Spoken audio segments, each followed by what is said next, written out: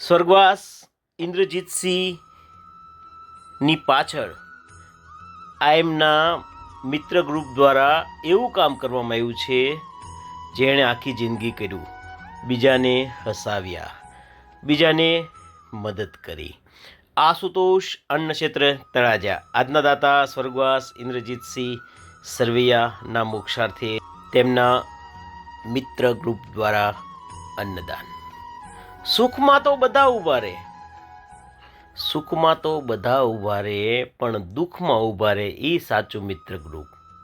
તમારો બર્થડે હોય ત્યારે તો ઠેકડા મારતા મારતા બધા આવે, પણ જ્યારે તમારી હાજરી ન હોય એટલે કે દુઃખ હોય ને ત્યારે તમારી આત્માની શાંતિ માટે સાહેબ આવા સત્કર્મ કરે, તમારી પાછળ દાન આપે, એવા તો બહુ ઓછા મિત્ર ગ્રુપ હોય, બહુ ઓછા હોય. અને અમસ્તુ એ કહેવાય છે ને કે દોસ્તી કરવી હોય તો સિંહની કરજો. એટલે કે ક્ષત્રિય સાહેબ જે હંમેશા દુઃખમાં મદદ કરતા આવ્યા છે એ ક્ષત્રિય છે સાહેબ. અને એમની પાછળ જ આવા સત્કર્મ થાય, એમની પાછળ જ આવું કામ થાય જેને આખી જિંદગી સારા કર્મ કર્યા હોય. વ્યક્તિ જાય પણ વ્યક્તિનું વ્યક્તિત્વ જતું નથી.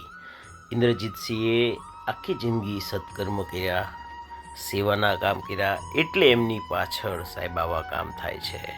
એટલે એમની પાછળ આવી રીતના સાવ દરિદ્ર બાળકોને જમાડવામાં આવ્યું, ને એ પણ સારામાં સારું મેનુ, રસ પૂરીથી લઈને ખમણથી લઈને કેન્ડીથી લઈને ટૂંકમાં 8-9 વસ્તુ આવી રીતના દરિદ્ર બાળકોને રાજી કરી દીધા.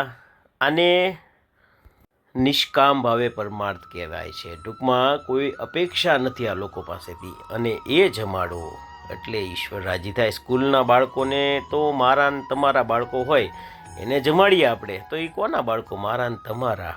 પણ આ લોકોને જમવાનું આપીએ એટલે રાજી થઈ જાય. આ કોઈ ચાઇલ્ડ આર્ટિસ્ટ નહોતા કે ચાલો હસો એટલે બધા હસવા મળે અને એના ચહેરા ઉપર સ્માઇલ આવી જાય, પણ જમવાનું જેવું હતું કે સ્માઇલ એની મેળે આવી ગયું. ભગવાન ભોળાનાથ ઇન્દ્રજીતસિંહની આત્માને શાંતિ આપે. શિવ શિવ.